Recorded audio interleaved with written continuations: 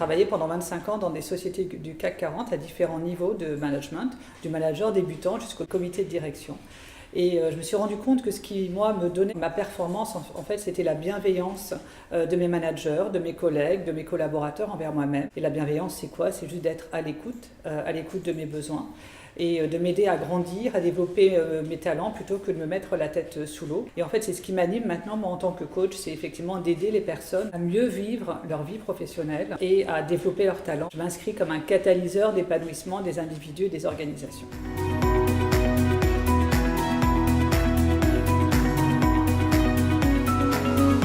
Tout d'abord, en fait, la bienveillance, c'est pas un concept.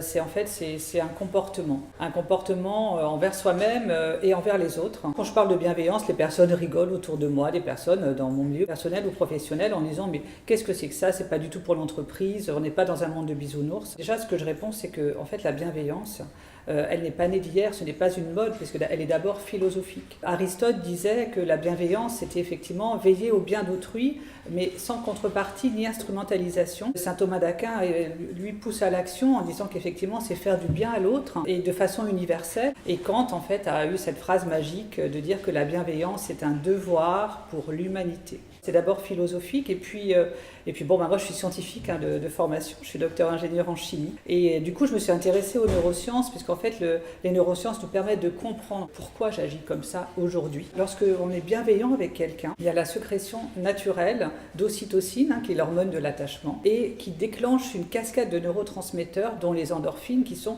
facteurs de bien-être. Et en fait, lorsque l'on est bien dans son travail, chez soi, on est plus créatif, on va plus vers les autres, et du coup on est plus performant. Et donc c'est ça en fait l'alliance de la bienveillance et de la performance.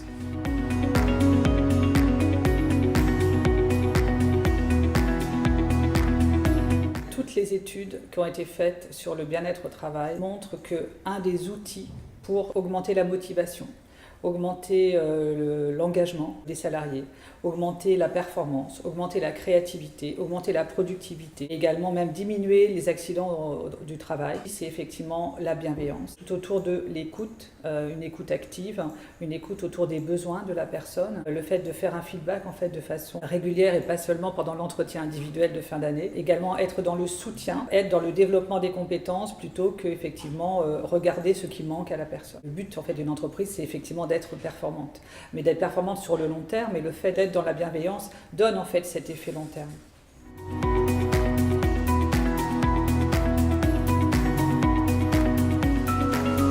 Comme c'est une question de comportement, c'est très, très important en fait d'être conscient déjà de la situation actuelle et d'être volontaire pour agir. Le partage des indicateurs est très important en entreprise avec les DRH. Avec les responsables d'entités. Comme indicateur, évidemment, je pense au turnover. Vous en êtes où en ce moment de votre turnover? Et l'ambiance chez vous, comment ça se passe?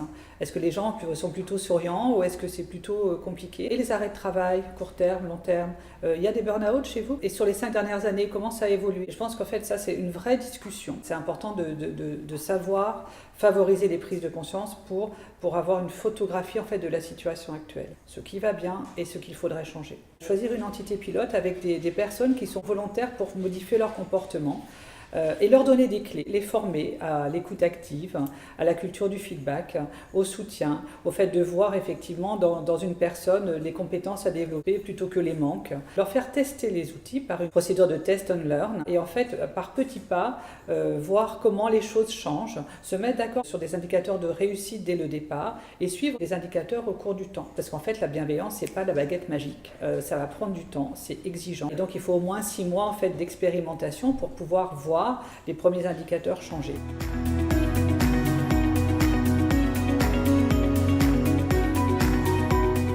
Qu'est-ce que je fais moi pour être bienveillant envers moi-même? Parce qu'en fait quand on est bienveillant envers soi-même, du coup ça sollicite plus de coopération vers les autres. Et finalement les autres viennent plus nous voir également lorsqu'ils ressentent qu'effectivement il y a cette bienveillance envers nous-mêmes. Qu'est-ce que vous faites pour être bienveillant envers vous-même?